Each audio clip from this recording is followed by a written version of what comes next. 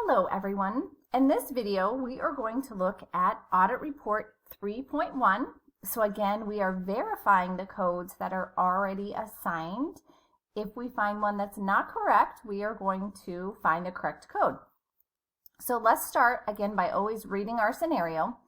So our patient's outpatient hospital, patient name, surgeon, radiologist, physician are all listed. Clinical symptoms, our patient has CRF, right? Chronic renal failure. So we're coming in for a placement of a tunneled 14.5 French angiodynamic hemodialysis catheter. So our patient is a 37-year-old male with history of renal failure. Placement of a tunneled hemodialysis catheter was requested by Dr. Green.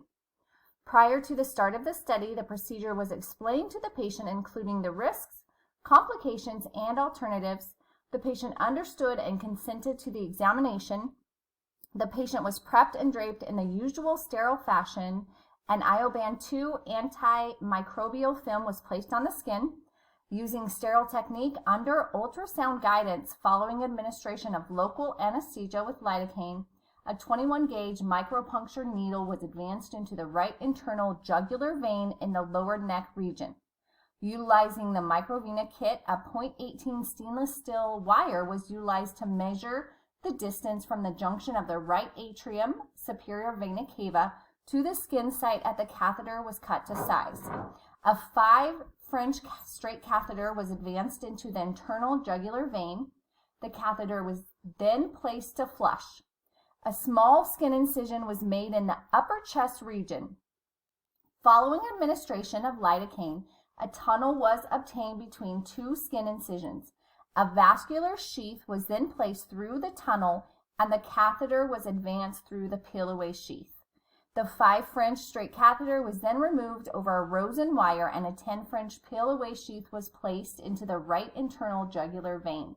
The dilator and wire were then removed and the end of a peel-away sheath was crimped to avoid blood loss with the patient holding his breath. The tip of the catheter was advanced through the peel-away sheath with the tip of the junction at the right atrium superior vena cava. The peel-away sheath was then removed and the catheter was adjusted to obtain a smooth transition. The cuff of the catheter was approximately 1 to 2 centimeters from the incision site. There was no evidence of bleeding. Contrast was infused through the single port, which revealed adequate placement. Post-placement chest x-ray did not reveal a pneumothorax. The patient tolerated the procedure well. The patient denied pain, shortness of breath at the termination of the study.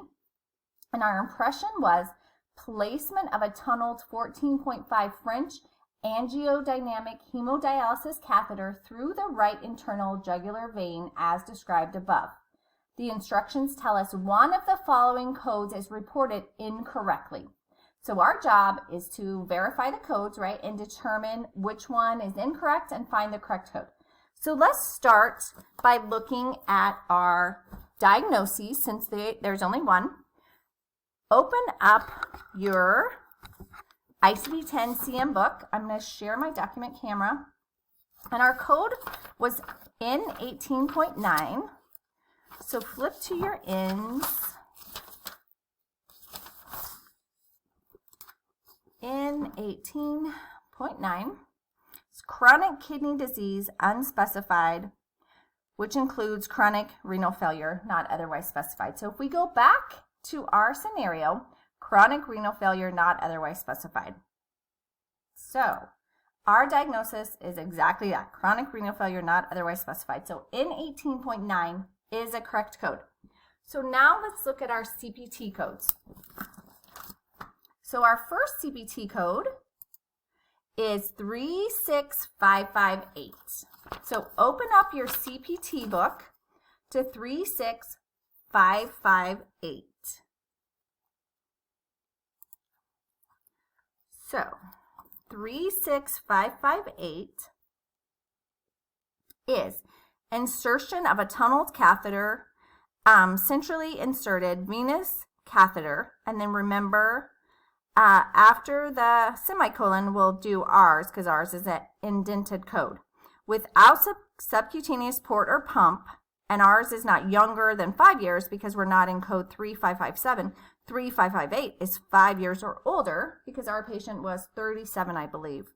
So, insertion of tunneled, centrally inserted central venous catheter without subcutaneous port or pump, age 5 years or older. So that procedure is correct. That's what we did.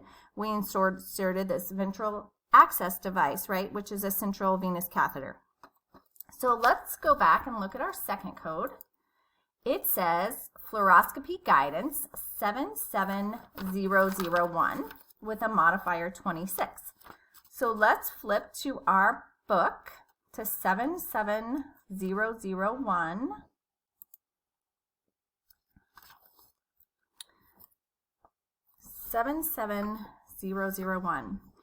Fluoroscopy guidance for central venous access device placement, replacement, catheter only or complete, or removal includes fluoroscopy guidance for vascular access and catheter manipulation, any necessary contrast injections through access site or catheter with related venography, radiologic supervision and interpretation, and radiographic documentation of final catheter position.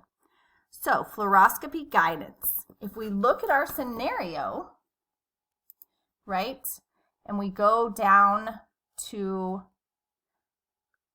the first paragraph,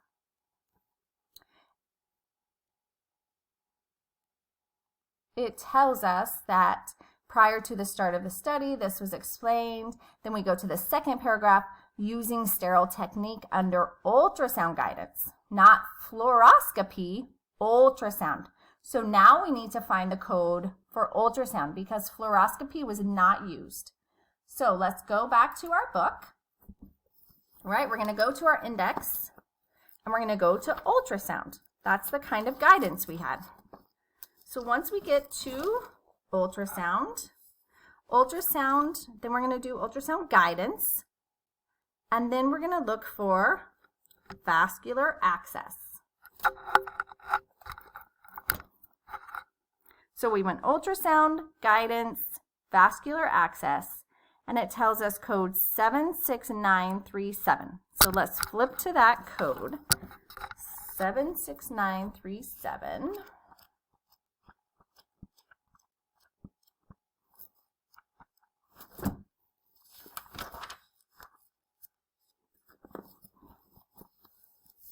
Ultrasound guidance for vascular access requiring ultrasound evaluation of potential access sites, documentation of selected vessel patency, concurrent real-time ultrasound visualization of vascular needle entry with permanent recording and reporting. So that is the code we want. And then the modifier. Let's see a modifier 26. Again, you can open up the front of your CPT manual. Modifier 26, professional component. Yes, we are just coding for the physician, right? So we would add modifier 26. That is a correct modifier. So our correct code would be 76937 dash or hyphen 26. Now let's go to 3M and look at the codes there for those of you who would prefer to use 3M. So our patient was a male, 37, right? So for product, I'm going to do the HCPCS, CPT, and then diagnosis group. So I'm going to hit that, hit continue. So our diagnosis was N189. Oh, not a C, an N. Oh my goodness. N189. And then our procedures given by the scenario, we had our 36558. And our other procedure, 77001.